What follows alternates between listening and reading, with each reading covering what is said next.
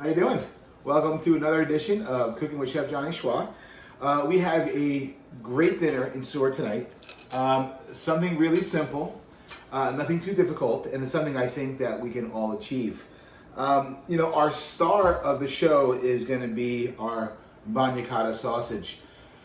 Those of you who follow me on Instagram and Facebook saw last week that I was with my friend and mentor, Greg Olsen, out at his restaurant, Leo Greta, in Carnegie, just outside of Pittsburgh. And Greg allows me to come in and create with him and work with him, and gives me a station to work on, and sell specials. And we made mortadella and frankfurters, pasta specials. He gets his team behind me, and I just really can't thank him enough. Greg Olsen and Frank Fonsanelli owners at Culinary Renaissance, where I did my extern and where I worked just coming out of CIA. And when I say these guys taught me a lot that I know, and a lot of things that I hold dear, is very true. So this one's here for you, Greg, Chef Hog. So our Banjakata sausage, Greg and I were sitting around at his counter, and I said, what kind of sausage do you want to make? And we were talking about it, and I was talking about garlic sausage. And then I started to mention the words anchovies and garlic and lemon zest, and Greg turned around and said, "It sounds like Banjakata." I said, "What the hell is a Banjakata?" And he said, "Well, it's an Italian preparation. It's a dip, a hot dip, with anchovies and garlic and olive oil." And I said, "Well, that's it then. It's a play on Banjakata. We call it the Banjakata sausage, and it's officially Leo Greta's. I haven't seen anybody else really do it." So I smuggled about 5. Chef Greg let me take some home. And if you see, it looks great. We did a medium grind. This is poached to about 135 degrees. I was there with my son Luke, and he worked with us the whole time. Was an essential part to what we were really doing. We made an emulsified sausage, and what that means is, an emulsification, we're combining fat and meat. It's kind of like oil and vinegar. They normally don't want to go together, but when conditions are just right, and you've let them rest and let them dry and let them relax and add the right salts and the mixing technique, you can make a very viscous emulsion. And it's going to be tight. It almost looks like, great marbleization, and it's going to turn out to be a great sausage. So the sausage we did about 20 pounds, and we had sliced toasted garlic and olive oil. We added fresh garlic, anchovies, Parmesan cheese, and really, really pushed it. I thought it was going to be okay, and Chef Greg really wanted to push the anchovies a little bit higher and a little bit more of this, and it turned out to be absolutely perfect. So I'm going to go ahead and get my flames on. I already have my water going. We're going to be making broccoli rabe, the Banjakata sausage, a little bit of garlic and olive oil, and our pasta. Our pasta today we're going to be using, it's a fun shape that we've been buying for the kids, Radiatore, and it's just kind of like a really tight, they get a lot larger, but they're really cool, they're really fun. I don't know, we're tired of penne and everything else, and ziti and things like that, fettuccine, linguine, we go through it all. So when Rob and I were at Whole Foods, we said, well, let's buy something fun, something that's fun to the texture, fun for the kids, something we're all gonna like. And we've been buying it. The kids like it, we like it, it's enjoyable. There's lots of little crevices where things can get caught in there, and that's really, really good. Today we have the Jameson 18, by the way, and we're having a little sip, little sniff, while cooking a little bit of dinner. So salud. Okay, let me talk a little bit about my griddle today. I have a thick griddle on the flame, and we're gonna let that get hot, but not too hot. We don't want it smoking too high. And we're gonna caramelize the sausage on both sides. And what that's really gonna do, it's gonna help to give lots of umami. Umami is the flavor that we love. It makes us salivate protein. We like our steaks grilled, not boiled. You don't want a boiled steak, there's no flavor, right? There's no umami, there's no crust. So we're gonna form a little bit of crust. I have this on. I'm not gonna add any oil right away. I'm actually gonna just start putting my sausage on and let that sear. I have 4 sausages that I had sliced, and we're going to be using about 1.5 pounds of sausage. I'm sorry, about a pound and a half of pasta. I have 1 bunch of broccoli rabe that you can see here. I'm a huge broccoli rabe fan. The family likes broccoli rabe. I don't poach it. I think you lose a lot of the flavor when you go ahead and do that. So I'm just going to saute my my broccoli rabe in garlic, and I'm going to get that going as soon as I get my sausage on. You know, learning to multitask, really big part of the kitchen. You know, being able to move around, being able to do multiple things at one time, you know, really help to, you know, bring your food together. It helps to organize, and you know, you start serving hot food that's fresh when it needs to be put together, not chasing things that are cold or may have cooled down. So I'm going to go ahead. I had that working really well. I want to go ahead and check my pasta, and my water is just about up to boil. You know, we add a good amount of salt, about as salty as the sea. You go ahead and taste it, but as the water starts to come to a boil, if you add some salt in there and the water turns cloudy, you know you're kind of in that right range. Okay. Okay, so next up we're going to get our wok on. I have my wok as my, I know this is not going to light. I'm going to work on the back one today.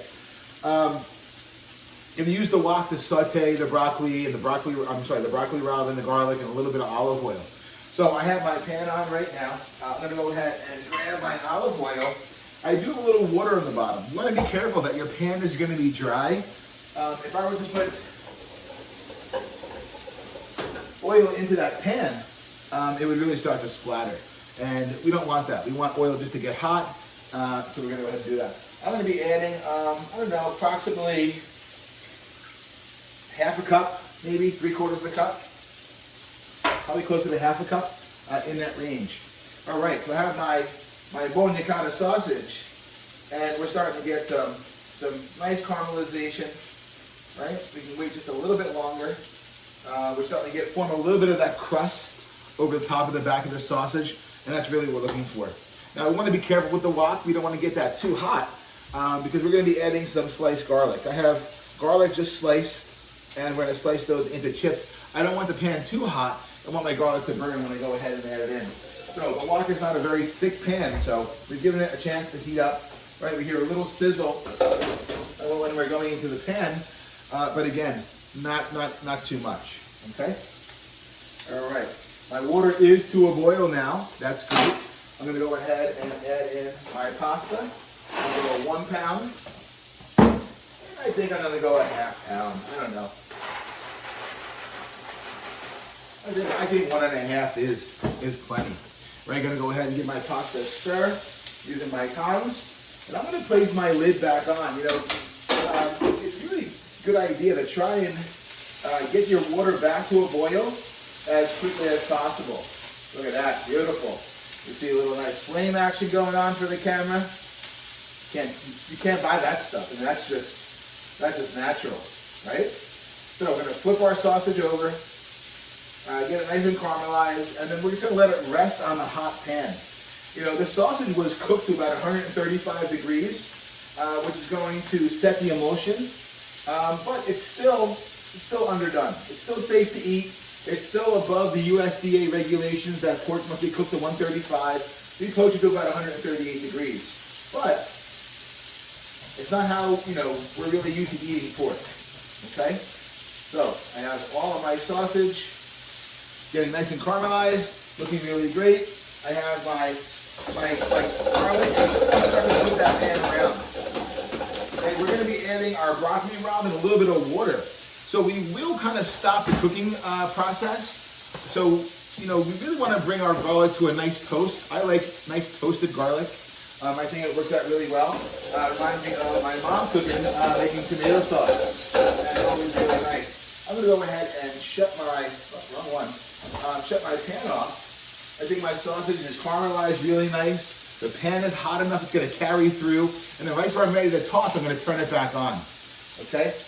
We got some really nice caramelization. Let me show you a little bit of the crust on here. Really nice crust, okay? And it's going to continue to cook on both sides, but we don't want to render the sausage out.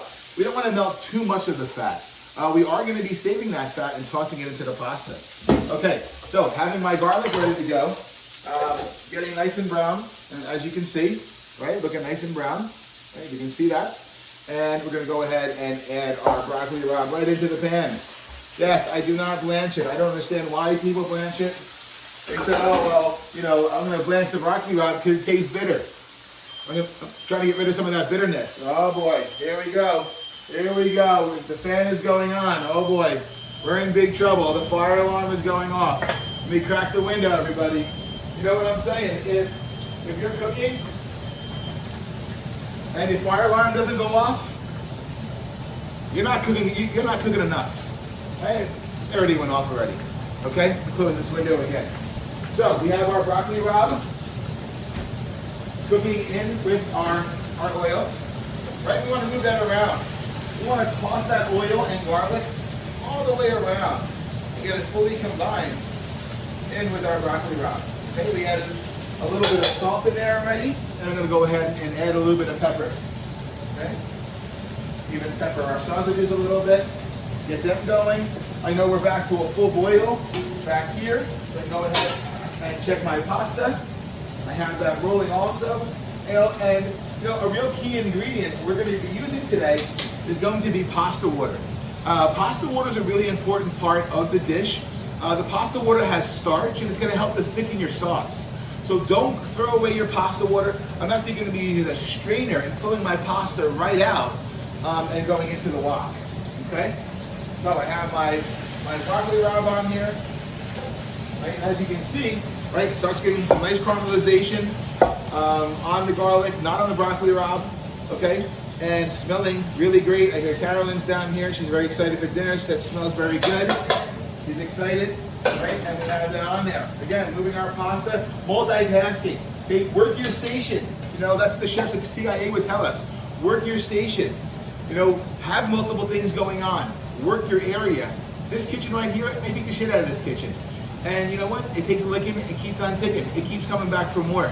And I can't beat it. So, you know what? I'm going to really do it. So this is going great. Okay, so for this, again, I'm going to move this around. And not going to add just regular water. Again, we're going to add a little bit of that pasta water. I'm going to pull right here. I'm going to pull a little bit of this out. And add that pasta water right in. Right into where the broccoli rabe is. Let it cook, let it steam together. You know, I cut off the very large bottom stems on the broccoli rabe, but some of the smaller stems, you know, they take a little bit longer than the florets to cook. So a little bit of water, a little bit of pasta water, and we're going to be looking great. All right. As you can see, my pan's been off for a couple minutes already, and it's still sizzling. I'm going to make sure it's cooking all around now. Cooking all the way through. Wow. This is just looking amazing.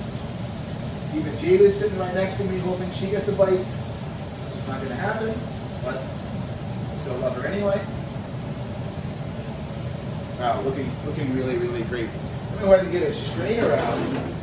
I believe I saw a strainer around here somewhere. I think I have it in one of my drawers. Here we go. So this is, a spider. It can be used for frying. Great for taking pasta out. So I'm going to go ahead and just move my pasta around. Again, we have that in some salted water. We were talking before about as salty as the sea. And how do you know when your pasta is done? Take a piece out and taste it. And that's the only real way you're going to know on how close you are. We're close. We're about maybe 3 minutes or so. You know, as we're waiting for our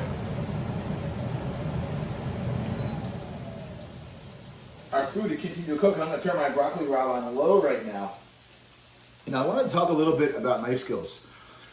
Knife skills is something that it's a really important part of the kitchen, and it's important that we learn how to use a knife. So, knife skills. This is a French knife or a chef's knife. Okay, we have our blade, we have our heel, we have our handle, we have our tip of the knife, and a chef will use every single part of the knife for a different reason. What's really important, I call the three-step process. The first one is called the grip. The second part is called the stroke. The third part is using your guide hand. So we want to have all three fingers right in the notch, right up to the edge. You want to have your thumb on one side of the blade and your finger curled. I'm actually pointing straight down on the back side of my blade. So as I'm holding this knife, it feels very secure. Your fingers shouldn't be sticking out or all the way back on the handle. If you have a small hand, the best thing to do is grip up on your knife. It feels very strong. The second part is the stroke. And you want to be able to do a little sideways. You want to have this nice rocking motion. The tip of the knife shouldn't be being popped up. And I'm not cutting like that. Okay? Many reasons why you don't want to cut like that. Things aren't going to be cut the same size. The risk of getting hurt is really great. Okay? So, nice fluid motion we hear. Okay? So again, the first one is the grip. Second one is the stroke. Nice long strokes, heel to tip. Second one is the guide hand. You want to take your hand like you're speaking Italian. Put it sideways. And you want to put the knife directly against your hand. Then you want to stroke. Okay? Fingertips should not be sticking out, and there's nothing to get hurt. I can sit here and literally close my eyes right now and cut and not worry about or look right into the camera. There's nothing left to being cut. As I'm doing things, and I'm just going to get a fork right now, I would have my pinky and my thumb would be holding like pinchers on a crab, and I would use the front of my hand as a guide. But guys, ladies and gentlemen, the knife is always against your hand, always. You're always in control, you always know where the knife is, and you're never leaving any extremities out. Knife skills from me to you. Okay, we're gonna get back to our pasta dish, and everything is cooling down. Our cooking, really nice. We have our broccoli rabe on low, our pasta is just about done, and our sausage is just about there. Just from feeling the pasta, oh yeah, it's ready. So, what are we gonna do? We're going to put our sausage back on high. Okay, let that come to a nice heat. We're going to turn up our wok with our broccoli rabe. We're going to put the pasta in there. We're going to put the sausage in there. We're going to have the broccoli rabe, the pasta water, and then we're going to finish with a little bit of salt and pepper. Also, right now, I'm going to add a little bit of garlic powder and just a little bit over my sausage while it's still on the oil. That garlic powder can toast just a little bit, man, and that's a really great flavor. That's something you really want to go after, okay? So, I'm going to go ahead and move my sausage around. Here we're getting nice and hot again. Right, want to make sure that's cooked all the way through. And I'm going to taste one. I'm going to break one out, and we're going to see, we tasted it that weekend, and we had it for special, but how is it after 3 or 4 days? We have really nice emulsion. Oh man, real classic. Not very high fat. Really great flavor. Wow. Okay, so at this point, I'm going to move my broccoli rabe over, and I'm going to start adding in my sausage to my broccoli rabe. Okay, now we're cooking with gas over here. Okay, adding the sausage to the broccoli rabe. I'm going to wipe down my station as I'm going. Right, we have that in there. Make sure I turn my back burners off. And guys, don't waste this. Look at all this great flavor. Okay. Any fatty juices that were coming off the sausage, we want to make sure that we're getting in there. Sorry, I have to eat the other piece. Delicious. My bowl ready.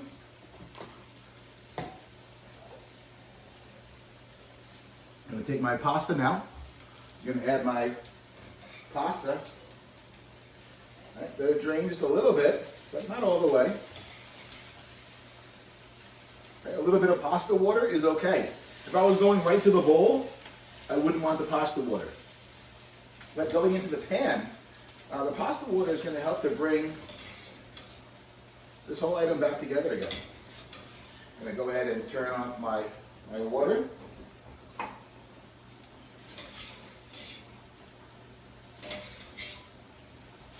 Key move right now is to make sure you season your pasta. Okay, we're going to put a little bit of black pepper on there. A lot of people forget that, you know, when you add pasta, it's kind of like watering it down. Okay, so we're going to add salt, we're going to add pepper, and then we're going to add Parmesan cheese. Okay, the rest of what we have. Okay, outstanding. Let me grab a spoon. I could use my tongs. I have some clean tongs that'll work just great, and we want to start really mixing this together. Okay, letting it cook. Okay, let it absorb all of the flavors. Let the pasta absorb that oil and the sauce that's in there. Let the sausage and the broccoli rabe come together. This is looking amazing. Okay, we're going to add just a little bit more pasta water to this. Not too much. You know, I really love the wok. If I had to have one pan for the rest of my life, it's hard to say it wouldn't be a wok. Okay, I'm going to add just a little bit more pasta water.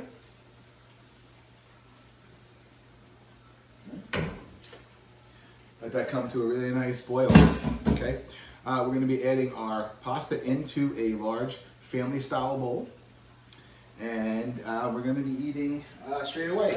Tonight we're going to go a little bit family-style, so that means we're not going to be sitting down. Oh yeah, this is looking really great. You know, one of the lessons Chef Greg Olson was teaching me this weekend was when he's making his pasta, is always sending it out a little bit runny. And what he talked about is that how the pasta cools, the sauce will cool down. And he was mentioning his carbonara sauce.